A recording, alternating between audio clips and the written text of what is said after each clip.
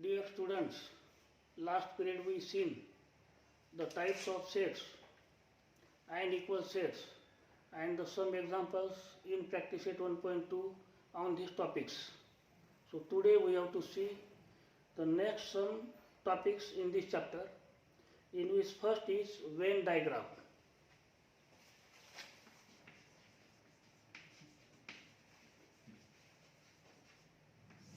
Wien आकृती कशाला म्हणायची? आपल्याकडे जॉमेट्रिकल फिगर आहेत, त्यांना आपण जॉमेट्रिकल क्लोज्ड फिगर असं म्हणतो. त्यामध्ये ट्रायंगल आहे, क्वाड्रिलॅटरल आहे, सर्कल आहे.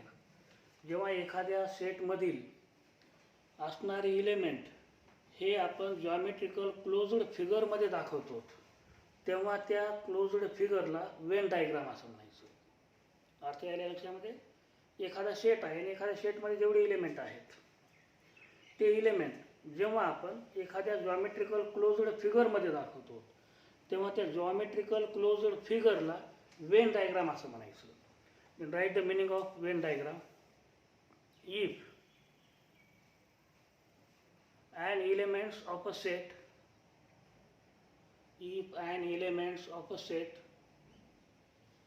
are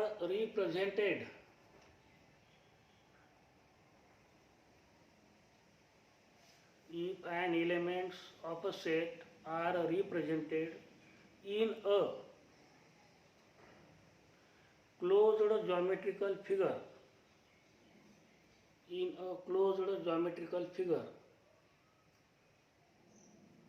then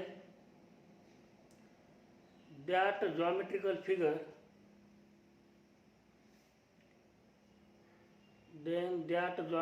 figure is called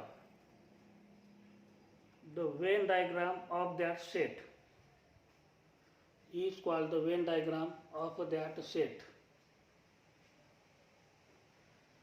कळायला अर्थ? जेव्हा एखाद्या संचामधील घटक आपण एखाद्या बंदिस्त भौमितिक आकृतीमध्ये दाखवतो, तेव्हा त्या बंदिस्त भौमितिक आकृतीला त्या संचाचा वेन डायग्राम असं म्हणायचं. For example, set A is equal to, in curly bracket, 1, 2, 3, 4, 5, curly bracket close. These are the 5 elements in set A. When these all 5 elements, we have to represent any closed geometrical figure, 1, 2, 3, 4, 5. Then such a type of figures is called Venn diagram. कळायला लक्षामध्ये? Example number 2, if set B is equal to A, B, C, curly bracket close, then first we have to draw a geometrical figure and represent the elements in that set. How many elements in the set B? A, B, C, and write the name of that diagram. आणि त्या डायग्रामच्या वर त्या सेटचं नाव लिहायचं. This is the Venn diagram of set A, this is the Venn diagram of set B. This is the meaning of Venn diagram. The next we see the most important topic in this chapter is subset.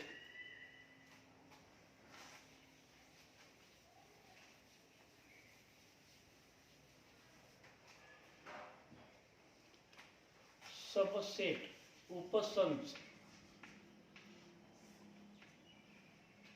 अतिशय महत्त्वाचा मुद्दा या चॅप्टरमध्ये. उपसंच सबसेटचा अर्थ काय होतो? दिलेले 2 संच असतील, त्यापैकी जर एखाद्या संचातील सर्वच्या सर्व घटक हे दुसऱ्या संचामध्ये असतील, तर त्या संचाला त्या दुसऱ्या संचाचा सबसेट म्हणायचं. For example, in a set A, these are 5 elements, 1, 2, 3, 4, 5, and set B have 1, 3, 5, these 3 elements. In every element in a set B is an element of set A, then the set B is the subset of A. कळायला का अर्थ सबसेटचा? Write the meaning. if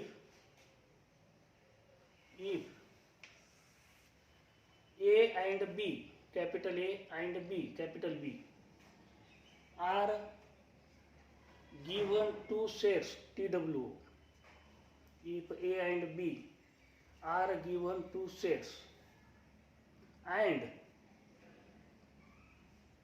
if every element of set B, if every element of set B is an element of set A, then set B is a subset,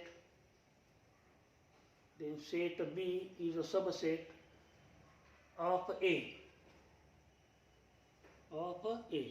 and it is written as B is a subset of A. त्याचं वाचन काय करायचं? B is a subset of A. This is a symbol for indicate the subset. Subset C कोण दाखवण्यासाठी तर C काढून एक आडवी रेघ ओढायची. त्याचं वाचन काय करायचं? बी इज अ सबसेट ऑफ ए. हे बी हा एचा केव्हा सबसेट होतो? जेव्हा बी मधील प्रत्येक घटक कशाचा घटक असतो? एचा. दे नाव फॉर एक्झाम्पल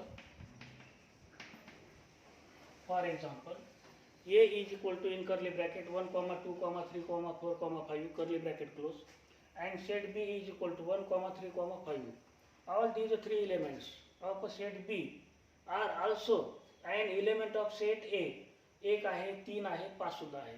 तेव्हा सेट बी ला सेट ए चा सबसेट म्हणायचं आणि तो दाखवायचा कसा? Therefore B is a subset of A. Okay. Then now example number 2.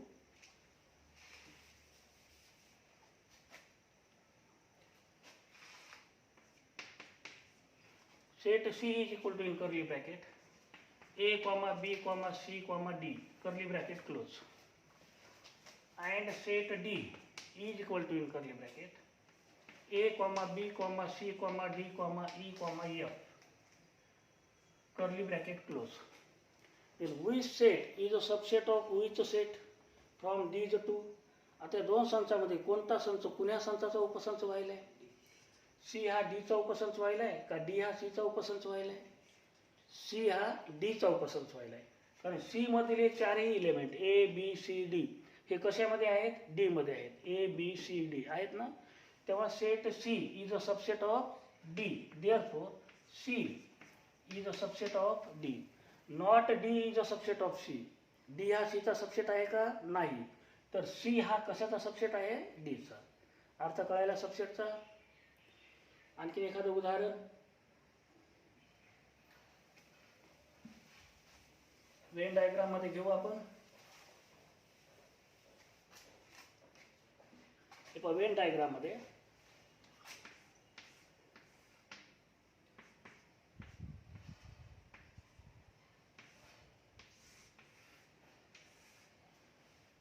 this is a set P in the form of triangle.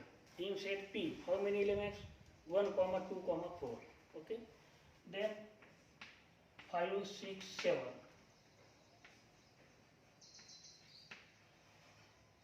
These are the some elements in set M. आता M हा पूर्ण rectangular सेटचा Venn diagram आहे. हा पूर्ण rectangular कशाचा set? कोण्या सेटचा आहे? M चा आहे. मग M मध्ये एकूण किती एलिमेंट राहिले? 1, 2, 4, 5, 6, 7. सगळ्याला सगळे पूर्ण या रेक्टँगल मध्ये असणारे. कळायले? त्यापैकी या रेक्टँगल मध्येच हा जो ट्रायंगल आहे, हा जो वेन डायग्राम आहे ट्रायंगलच्या फॉर्म मध्ये असलेला, तो आहे सेट पी. मग सेट पी मध्ये किती एलिमेंट आहेत? 3च आहेत. 1, 2 आणि 4. आता यावरून कोणता सेट कुण्या सेटचा सबसेट होणार आहे? पी हा एम चा सबसेट होईल का एम हा पी चा सबसेट होईल? P is a subset of M. So that is P is a subset of M. हा झाला सबसेटचा अर्थ. कळायले? The next topic, universal set.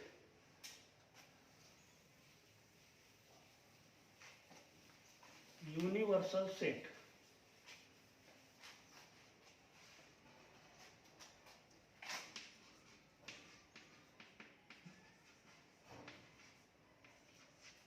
and it is denoted as capital U.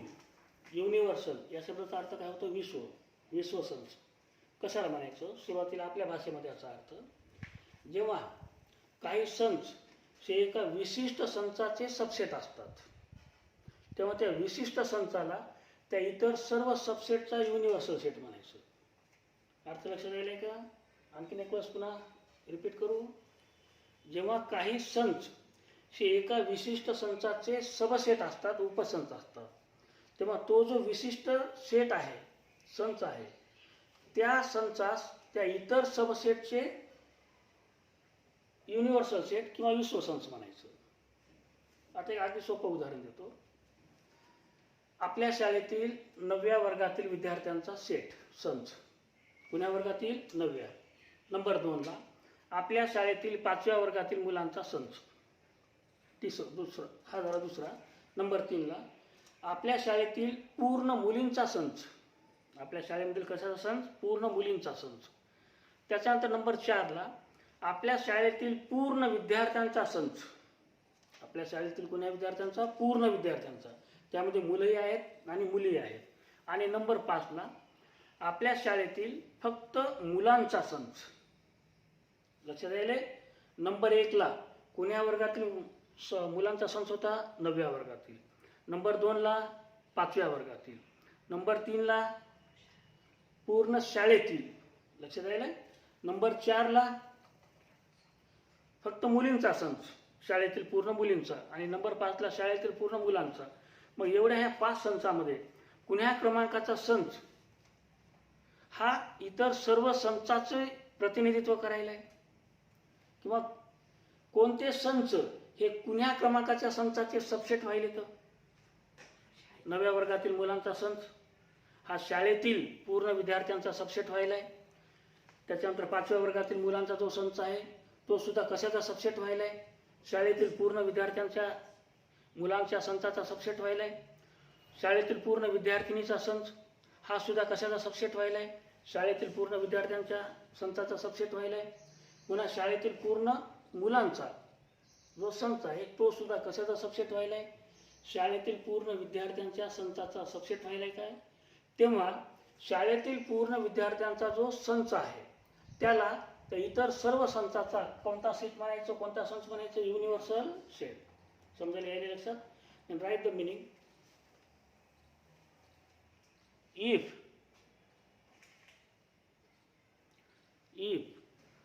all the sum sets are the subsets, if all the sum sets are the subsets of a specific set,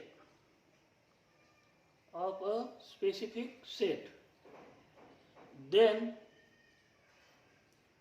that specific set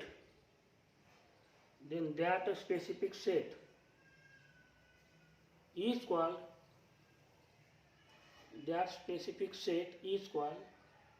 the universal set of that all sets, of that all subsets there, of that all subsets.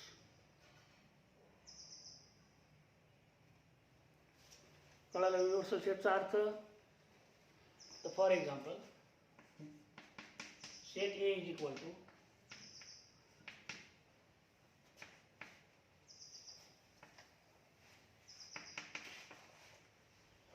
The set of all natural numbers. Set A हा कशाचा set आहे? पूर्ण all natural नंबर्सचा. Okay. Set B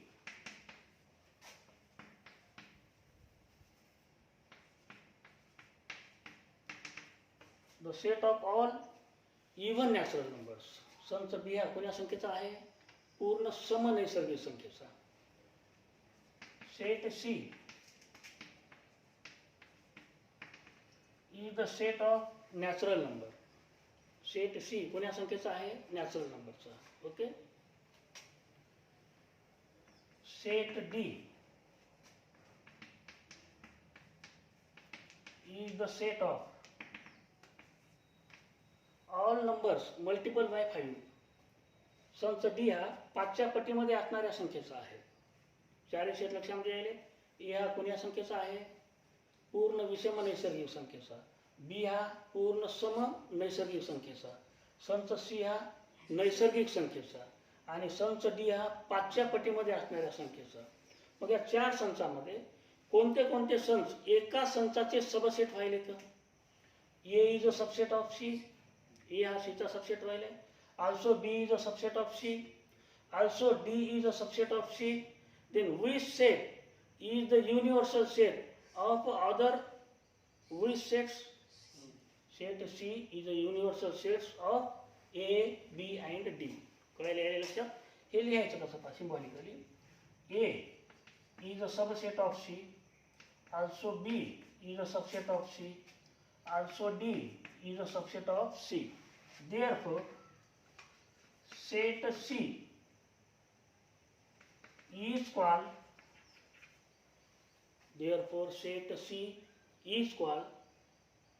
the universal set.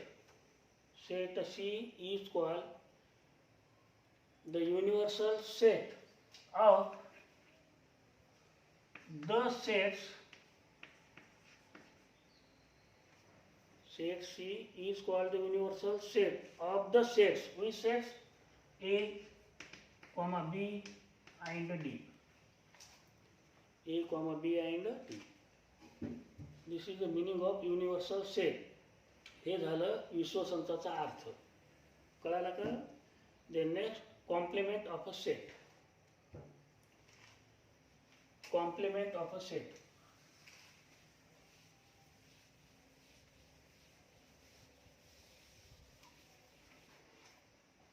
Complement of a set.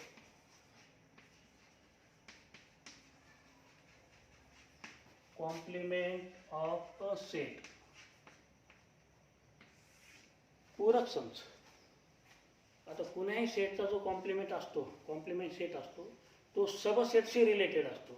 कुणा सेटशी related असतो? सबसेटशी. आता complement of a सेटचा अर्थ अगदी आपल्या समज भाषेमध्ये समजा यू हा युनिव्हर्सल सेट आहे. यू हा कोणता सेट आहे? Universal set. आणि ए हा त्याचा सबसेट आहे. ए हा काय आहे? यूचा सबसेट आहे. तेव्हा सेट एचा आपला कॉम्प्लिमेंट सेट लिहित असताना अशा घटकांचा सेट येईल की ते ए मधले सोडून आणि यू मधले राहिलेले. ए मधले सोडून मात्र कशातील शिल्लक? यू मधील. सुरुवातीला या उदाहरणावरून चटकन लक्षात येईल. U is equal to 1, 2, 3, ... 10. And how many elements in set U? 10 elements from 1 to 10. Okay. Then A is equal to 1, 3, 5, 7, 9. Curly bracket close. These are the first 5 even natural numbers in set A. So that is A is a subset of U. A मधील प्रत्येक घटक हा U मध्ये आहे का? मग set A हा कशाचा सबसेट व्हायला? यूचा व्हायला काय? मग ह्या सब सेटचाच आपल्याला कॉम्प्लिमेंट लिहायचा असतो. इतर कुठल्याही सेटचा कॉम्प्लिमेंट लिहिता येत नसतो. आता एचा कॉम्प्लिमेंट लिहित असताना एक तर त्याच्या डोक्यावर अशी एक उभी रेघ ओढायची. याला म्हणायचं कॉम्प्लिमेंट ऑफ ए. किंवा ज्या सेटचा कॉम्प्लिमेंट लिहायला ते लेटर काढून त्याच्या डोक्यावर छोटीशी एक तो उभी रेघ कॉम्प्लिमेंट ऑफ ए किंवा कॉम्प्लिमेंट ऑफ ए. पीचा जर लिहायचा असेल तर कॉम्प्लिमेंट ऑफ पी. हे पाहिजे आपण कॉम्प्लिमेंट ऑफ पी किंवा कॉम्प्लिमेंट ऑफ पी. लक्षात राहिले? ज्या सबसेटचा कॉम्प्लिमेंट लिहायला त्याच्या डोक्यावर अशा प्रकारचे उभी रेघ किंवा छोटीशी आणि त्याचं वाचन अर्थमान करायचं. Complement of A is equal to in curly bracket. A हा यूचा सबसेट आहे. मग ह्या एचाच आपल्याला कॉम्प्लिमेंट लिहायचा असतो आणि त्याचाच लिहिता येतो. Complement of A is equal to in curly bracket. आता ए मध्ये जेवढे एलिमेंट आहे तेवढे सोडून यू मधले शिल्लक असणारे. आता ए मध्ये 1, 3, 5, 7, 9 हे पहिले 5 आहेत का विषम संख्या? त्या यू मधल्या सोडून राहिल्या कोणत्या? 2, 4, 6, 8 आणि 10. कळायला का? मग या एलिमेंटचा जो सेट होईल त्याला त्या सबसेटचा कॉम्प्लिमेंट म्हणायचं. Complement of A is equal to which element contain all elements in U but not in A is called the complement of that subset. 2,4,6,8,10 या एलिमेंटचा जो सेट तयार होईल त्याला त्या सबसेटचा कॉम्प्लिमेंट म्हणायचं. कळालं कॉम्प्लिमेंटचा अर्थ? Right the meaning. If U is the universal set, if U is the universal set and A is the subset of U, A is the subset of U, A is the subset of U, then the set of all elements, in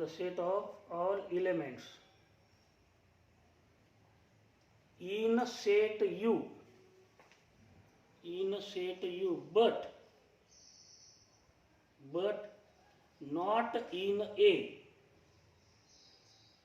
not in A, set A is called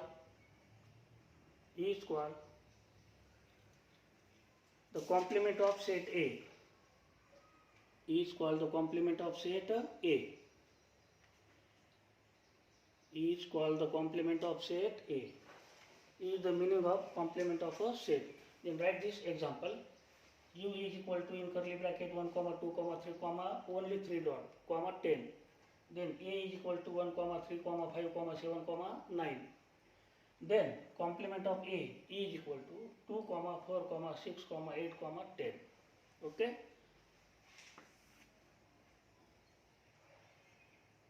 Then example number 2.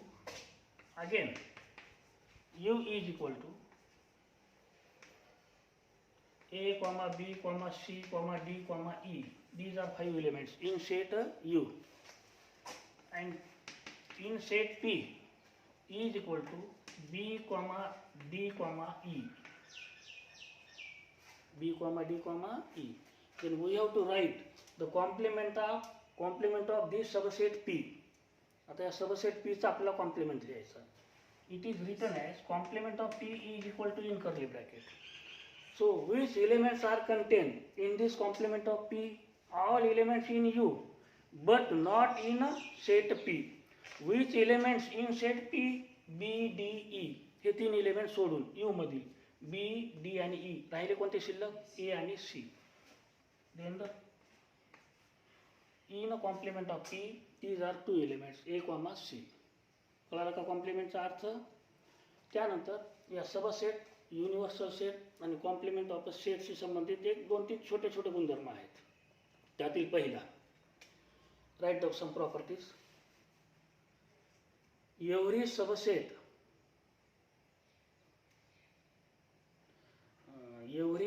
लिहिण्याच्या ऐवजी every set, subset cut करा. Every set is a subset of itself. Every set is a subset of itself. याचा अर्थ काय व्हायला आहे?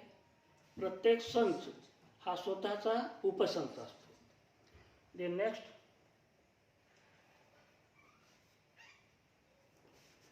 Every empty set. Empty सेटची ओळख आहे सर्वांना. Every empty set is a subset. Every empty set is a subset of any set. कुण्याही संचाचा सबसेट म्हणून कोणता सेट काम करतो? Empty set. ओके. एखादा कुठलाही जरी सेट दिला, U चा सुद्धा एम्प्टी हा काय असतो? सबसेट असतो. P चा A चा सुद्धा काय? एम्प्टी हा सबसेट असतो. या कॉम्प्लिमेंट ऑफ A चा सुद्धा एम्प्टी हा काय असतो? सबसेट असतो. So on this topic we shall see the some examples in our practice set. किती झाले बेटा? 1 point.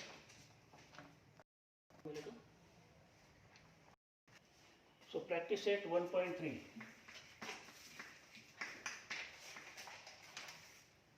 In which question number 1, if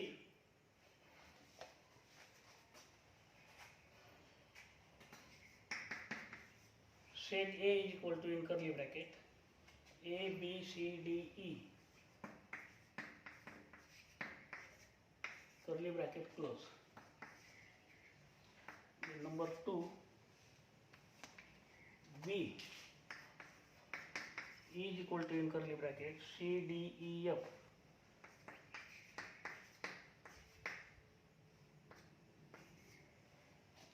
Then third, set C is equal to, in curly bracket, B comma D, curly bracket close. And number 4, in set D, A comma E. These are two elements. Then which of the following statements are true and which are false?